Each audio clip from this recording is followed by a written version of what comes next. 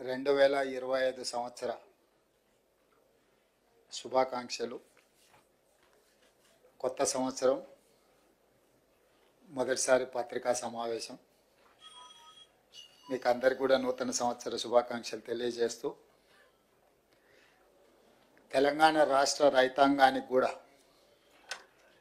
ఈ నూతన సంవత్సరంలో మంచి జరగాలని, ఈ ప్రభుత్వం వాళ్ళను అన్ని రకాలుగా ఆదుకోవాలని, వ్యవసాయం దండగ కాదు వ్యవసాయం పండుగ చెయ్యాలని మా ప్రభుత్వం పట్టుదలతో చేపట్టిన కార్యక్రమాలలో భాగంగా రైతు భరోసాకు సంబంధించి శాయశక్తుల ప్రతిపక్షాల నుంచి మొదలు పెడితే పత్రికల ప్రసార సాధనాల వరకు ఊహాగానాలు చేయడం, ఉన్నవి లేనివి ప్రభుత్వ నిర్ణయాలని మీకు మీరే ప్రకటించి రైతులలో గందరగోళాన్ని సృష్టిస్తున్నారు. కాబట్టి ఆ గందరగోళాన్ని దూరం చేస్తూ రైతులకు ఒక శుభవార్త వినిపించాలని ఈ మంత్రివర్గ సమావేశంలో సహచరులందరి సూచనల మేరకు ఈరోజు నిర్ణయం తీసుకోవడం జరిగింది. రైతు భరోసా కార్యక్రమంలో భాగంగా వ్యవసాయ యోగ్యమైన భూములన్నింటికి రైతు భరోసా పథకం కింద నిధులను ఇవ్వడం జరుగుతుంది. గత ప్రభుత్వం రైతు బంధు పథకంలో భాగంగా సంవత్సరానికి 10,000 ఇస్తే మా ప్రభుత్వం ప్రజాపాలనలో రైతులందరికీ సంవత్సరానికి 12,000 రూపాయలు ఇవ్వాలని నిర్ణయం తీసుకున్నది. అదేవిధంగా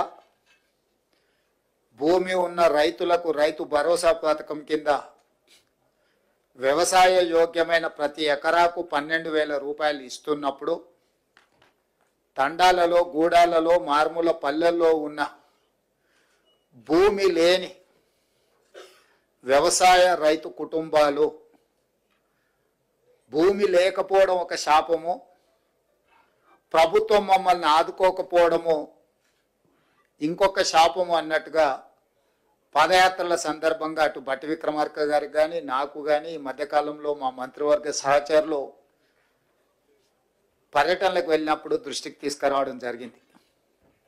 అందుకే మా ప్రభుత్వం భూమి లేని వ్యవసాయ కుటుంబాలకు ప్రతి సంవత్సరానికి 12,000 రూపాయలు వాళ్ళకు కూడా ఇవ్వాలి, వాళ్ళు కూడా మన సమాజంలో మనలో భాగమే అని గుర్తించి ఈ పథకాన్ని అమలు చేయాలని నిర్ణయం తీసుకున్నది. ఈ పథకానికి ఇందిరమ్మ ఆత్మీయ భరోసా పథకం అని చెప్పి నామకరణం చేయడం జరిగింది. ఈరోజు భూమి ఉన్న వ్యవసాయ యోగ్యమైన భూములకు రైతులకు ఎకరాకు 12,000 ఇవ్వడమే కాకుండా భూమి లేని వ్యవసాయ కుటుంబాలకు సంవత్సరానికి 12,000 రూపాయలు ఇందిరమ్మ ఆత్మీయ భరోసా పథకం కింద ఇవ్వాలని నిర్ణయం చేయడం జరిగింది. ఇదే కాకుండా చాలా సంవత్సరాల నుంచి రేషన్ కార్డుల సమస్య పేదవాళ్ళను పట్టి పీడిస్తుంది. అందుకే రేషన్ కార్డు లేని అందరికీ నూతన రేషన్ కార్డులు ఇవ్వాలని కూడా ఈ మంత్రివర్గ సమావేశంలో నిర్ణయం తీసుకోవడం జరిగింది. కాబట్టి ఈ అన్ని పథకాలు జనవరి 26, 2025 నుండి ప్రారంభం కాబోతున్నాయి.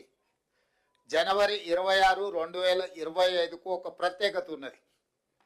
మన రాజ్యాంగం అమలు జరిగి డాక్టర్ బాబాసాహెబ్ అంబేద్కర్ గారు మన రాజ్యాంగాన్ని ప్రసాదించి అమలు చేయబట్టి 75 సంవత్సరాలు పూర్తి చేసుకుంటున్న సందర్భంగా జనవరి 26, 2025 నుంచి పథకాలను అన్నింటిని కూడా అమలు చేయాలి అని చెప్పి మా ప్రభుత్వం నిర్ణయం తీసుకున్నది.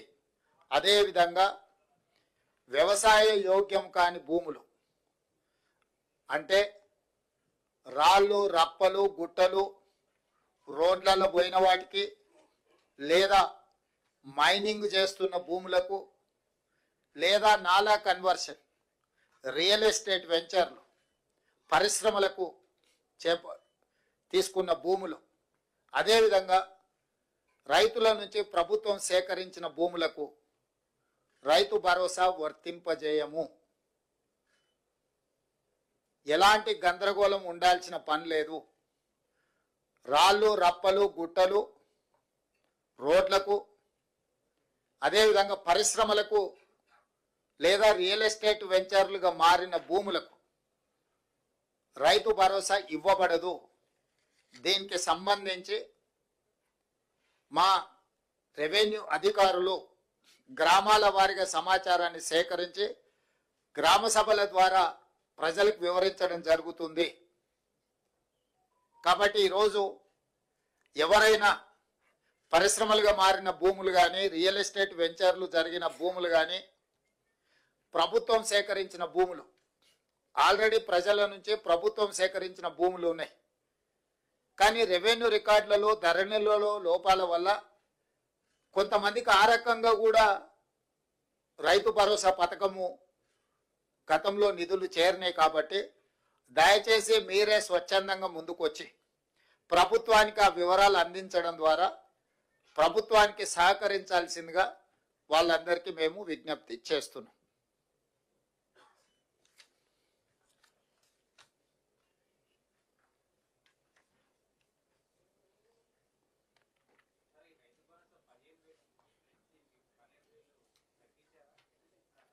పెంచినాం, 10,000 నుంచి 12,000కి పెంచినాం.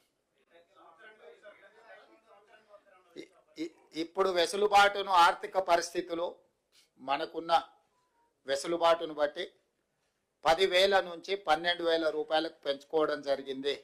అదేవిధంగా భూమి లేని వ్యవసాయ కుటుంబాలకు కూడా 12,000 రూపాయలు ఇవ్వాలని నిర్ణయించుకోవడం జరిగింది. ప్రభుత్వానికి ఉన్న ఆదాయ వనరులను ప్రభుత్వం ఆదాయం పెంచడం, పేదలకు పంచడం మా ప్రభుత్వం యొక్క విధానం. ఎంత వెసులుబాటు ఉంటే అంత వెసులుబాటుతోటి రైతులకు మేలు చెయ్యాలన్నదే మా ఆలోచన. దాంట్లో భాగంగానే గత ప్రభుత్వం 10,000 రూపాయలు మాత్రమే ఇస్తే మా ప్రభుత్వం 12,000 రూపాయలను ఇవ్వడం జరిగింది.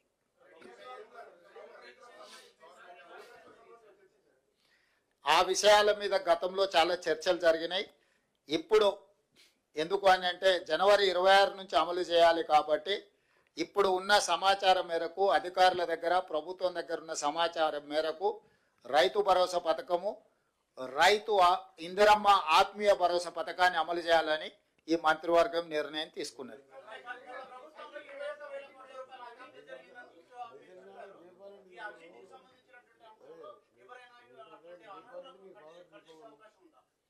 ఇప్పుడు గతంలో ఏం జరిగిందో దాని వెనక్కి వెళ్తే కేసీఆర్ కుటుంబము 1000 సంవత్సరాలు జైలు శిక్ష అనుభవించాల్సి వస్తుంది.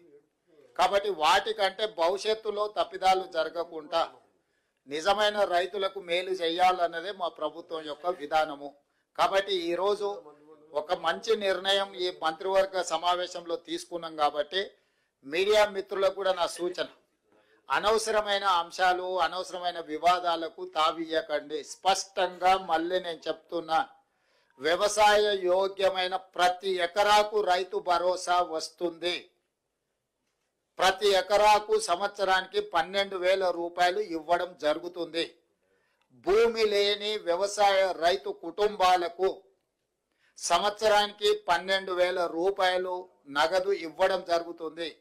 ఆ పథకం పేరు ఇందిరమ్మ ఆత్మీయ భరోసా.